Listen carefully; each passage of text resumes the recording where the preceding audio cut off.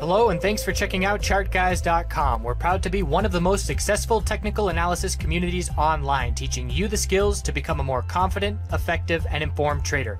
Join our community of hundreds of analysts worldwide working together to learn the charts, generate profit, and achieve financial independence. For access to daily live chart analysis and market coverage, a thriving chat community, along with dozens of hours of exclusive educational materials. We look forward to seeing you. Let's check out some charts. Hey everyone, checking in on the broader markets. Big day for the bulls, gap up open, and they had the ideal scenario for a day, which is strength in the morning, healthy hourly consolidation midday, and a higher high and a confirmed hourly trend change into the end of the day. It was a battle at the close. The bulls pulled it out in the last 10 minutes of trading to see that break. So we are clearly bouncing. We're cooling off RSI levels on all time frames. The next resistance levels that we're going to look at need to be on SPX, as we do not have the dividend distribution here screwing with our levels. 2467 is the next short-term resistance. And we know the bulls are not out of the woods. This creates some nice space. What we have to see is a daily trend change. This move is coming off the low. The bulls need to create as much space as possible. Once we top out and lose the hourly uptrend, the bulls then have to hold the low and see continuation for us to say, all right, daily trend has changed. We then would zoom out and look for a weekly lower high to form on this bounce. So, significant bounce, significant gains. Is this because of the stimulus bill that's being voted on? Yes, in large part, in my opinion. Is it going to be a sell the news event? Well, I'll answer with this.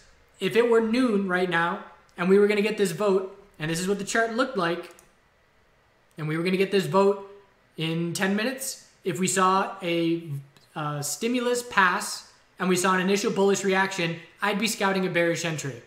And the reason is, the market has been told all day, we're this close, we're this close, we're this close.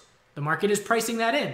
So the market is going to have priced in the deal passing, in my opinion, when it does come out. Now, it depends on what happens overnight. Maybe if we consolidate into some news that it has been passed, then that's a different scenario. But the most important level for me now is the hourly high or low on any individual name. When we lose the hourly uptrend on this bounce, the daily top of the bounce has been set, and then we look for daily consolidation to attempt a higher low. Again, there's some names that have bounced so significantly, Tesla, CMG, Roku, they bounced so significantly that SPY and the S&P 500 could drop to lower lows, and we will still be significantly above the lows that we saw on those names just over the last week or two. So some names have bounced 30, 40, 50% off of their lows. Some names have only bounced 10 to 15%. There's a very big difference between those two different scenarios. So if we lose the hourly uptrend, which on SPY is the higher low that formed on 235.05, then the top of the bounce has been set. So that's a key level for me into tomorrow. 5-minute oversold conditions to hit that hourly higher low.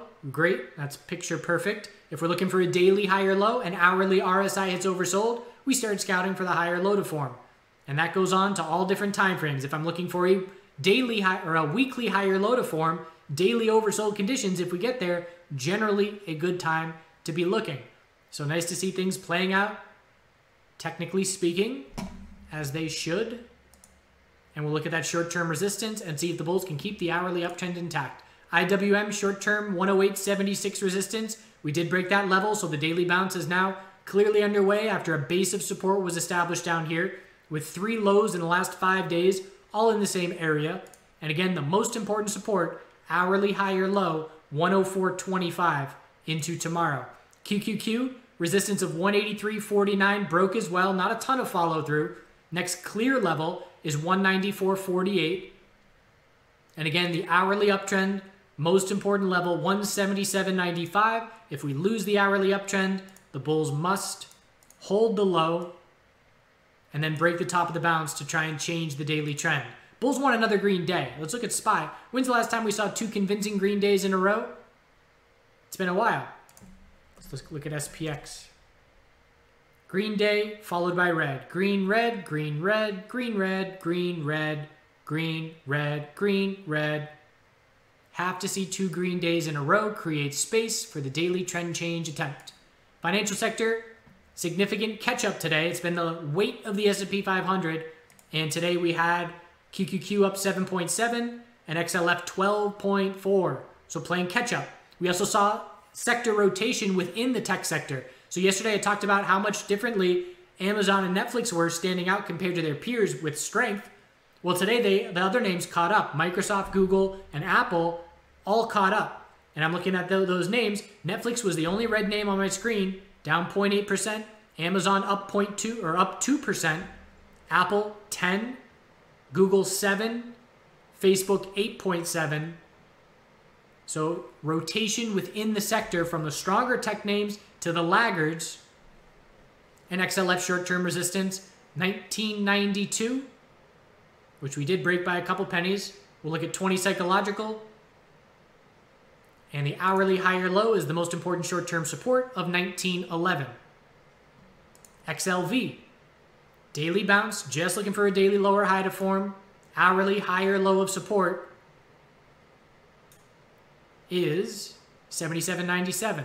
The hourly support is more important to me than anything, because if we lose that hourly higher low tomorrow, it's a big kick in the face of the bulls. XBI, daily trend change, very notable, break of 73.60. Next resistance is 75.56. Higher low, higher high. So now the most important daily level is 66.08. And this is one of the stronger sectors. Not many other names are changing their daily trend at this point, which means zoom out.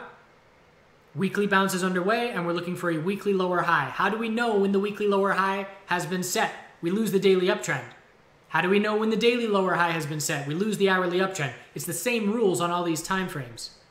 SMH, nice follow through. Resistance is 120.16. Hourly higher low, 111.40. Most important support level. Not a convincing new high of the day into the close. More of a double top. That's worth noting as well. TLT is an inside bar. If it breaks bearish tomorrow, we look for a daily higher low compared to 139.01. And if it breaks bullish, we are then looking up back to 179.70. Still a ways to go, but that will be the next clear resistance level. Gold, massive follow through. Gold was a bit odd today. The futures of gold shot up way further than the spot price did, but even the spot price was seeing crazy volatility on these short-term moves. I mean, look at this drop here. In 10 minutes, we went from 16.08 to 15.77. That's a $31 drop in 10 minutes. So a lot of volatility, but bulls did keep control. Hourly uptrend intact, hourly exponential support. When we lose the 4-hour uptrend, our daily lower high is set. Well, at this point, anything above 15.60 is a 4-hour higher low. So the bulls have a lot of space to work with. High, low, watching for a lower high. So keeping an eye out for a potential bear miners entry or maybe a bear GLD entry, but not fighting the bulls' momentum. Have to see some cracks in the armor. If I'm looking at a chart and its exponential support is holding like this all day, I'm not going to take a short if that exponential support is still holding. That's my guide, which pretty much tells me if then. If gold is holding its hourly 12-period exponential support, then I'm not looking bearish. Silver doing the same thing with a significant bounce. 4-hour has plenty of space for a higher low to form. Anything over 13.17. But we are just looking for a daily lower high compared to 17.61, which is still a very long ways away. And we're going to be watching for a tightening range, depending on how much we pull back once we do top out. Congrats to the metal miners. Bull miners broke resistance for GDX, 25.50. So technically it's a higher low and higher high. Not a ton of follow through. We didn't close over that level, but it is a daily higher low and higher high, which means zoom out. And we're looking for a weekly lower high on GDX compared to 31.84, which is still over 20% away. So it's a great sign for the metals and the miners, but I'm starting to keep an eye out for some signs of weakness in the next day or two for some potential bear entries. Oil 12-hour time frame continues to tighten. So we got the low, high of the bull move, higher low, and we're looking for, actually our lower high has been set as well, 25.14 resistance.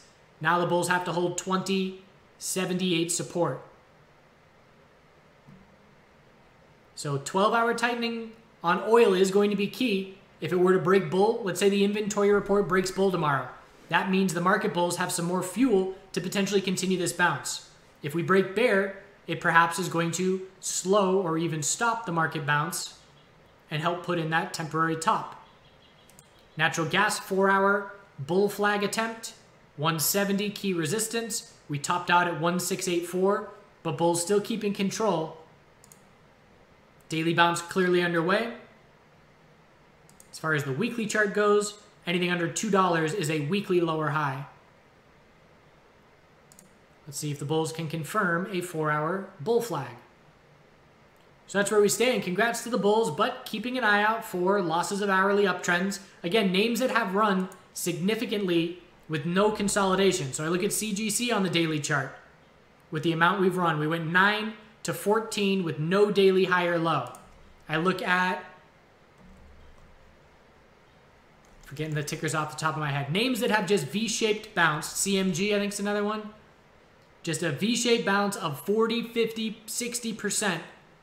I'm scouting for bearish entries on signs of weakness. I don't want to swing trade them, but I'm scouting for weakness on the hourly time frame to be looking for bearish entries.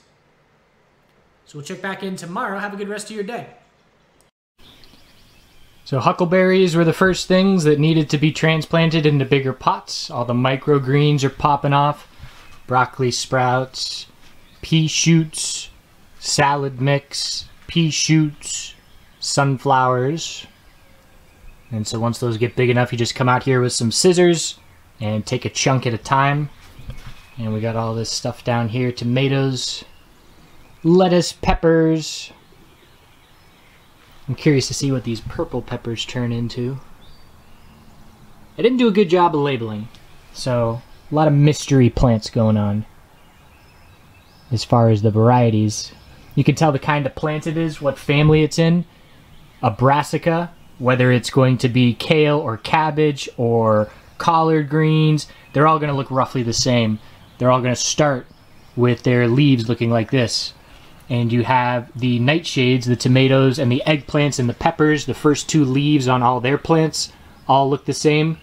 So it's very interesting that pretty much at birth, the family group all looks the same. It's really hard to differentiate what's what. And then once they start getting their second and third sets of leaves, you can differentiate whether it's a tomato or a pepper or things like that. Bunch of the perennial flowers from last year are all starting to put out their new growth. Never really done perennial flowers, but starting to get into that a bunch.